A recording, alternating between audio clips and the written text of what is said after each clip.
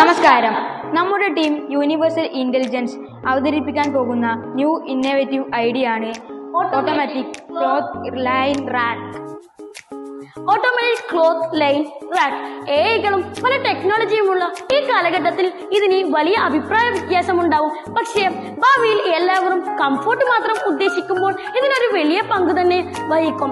എന്താണെന്ന് വെച്ചാൽ ഇപ്പോൾ നിങ്ങൾ പലരും കാണാറില്ലേ, നിങ്ങളുടെ വീട്ടിലുള്ള അമ്മമാർ എപ്പോഴും മഴ പെയ്യുമ്പോൾ പുറത്തേക്ക് പോകുന്നു, എന്നിട്ട് നമ്മളുടെ ഡ്രസ്സ് എടുത്ത് അകത്ത് വെക്കുന്നു, വീണ്ടും വെയിൽ വരുമ്പോൾ വീണ്ടും പോയി ഡ്രസ്സ് വെക്കുന്നു. അതിന് പകരമാണ് ഈ ഓട്ടോമാറ്റിക് ക്ലോത്ത് ലൈൻ റാക്ക്. ഇതെങ്ങനെ പ്രവർത്തിക്കുന്നതെന്ന് നമുക്ക് ജസ്റ്റ് ഒന്ന് നോക്കാം. മഴ പെയ്യുമ്പോൾ വെളിച്ചം പോകുമ്പോൾ ഈ ഡ്രസ് അകത്തേക്ക് പോകുന്നു.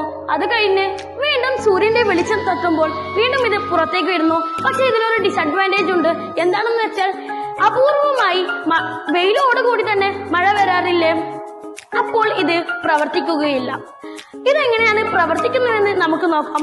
ആദ്യം തന്നെ ഇതിന്റെ മൈക്രോ കൺട്രോളർ സിസ്റ്റമായ Arduino Uno R3 ചിപ്പ് നമുക്ക് നോക്കാം. ഇത് എന്താണ് ചെയ്യുന്നതെന്ന് വെച്ചാൽ നമ്മളുടെ ഗിയർ മോട്ടറിനെയും അത് മാത്രമല്ലാതെ ഇതിലുള്ള എല്ലാ വോൾട്ടിലേക്കും പവർ കൊടുക്കുന്നു. അതിൽ തന്നെ രണ്ട് ഭാഗമുണ്ട്. അതിൽ ഒരു ഭാഗം ഇതിലേക്ക് വരുന്ന വോൾട്ട്, ഏറ്റവും ചെറിയ വോൾട്ട് ഇപ്പോൾ 7 വോൾട്ടാണ് വരുന്നതെങ്കിൽ അതിനെ 3 വോൾട്ടാക്കി മാറ്റാൻ വേണ്ടി ഇത് സഹായിക്കും. അതിനുശേഷം രണ്ടാമത്തെ ഭാഗം സഹായിക്കുന്നത് നമ്മളുടെ ഗിയർ മോട്ടറിന് പവർ കൊടുക്കുന്നതാണ്.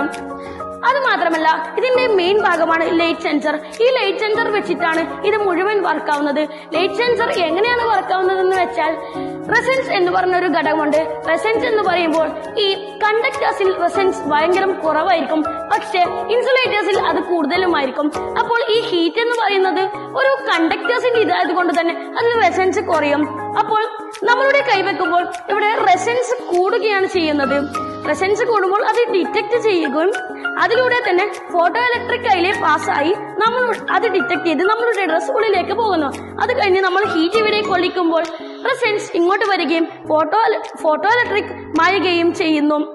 ഈ ഒരു ഐഡിയ ഇപ്പോൾ ആർക്കും അധികം ഇഷ്ടമല്ലാത്തതാകും. പക്ഷേ ഭാവിയിൽ എന്തായാലും ഇതൊരു നല്ല ഇന്നോവേറ്റീവ് ഐഡിയ ആയിരിക്കും.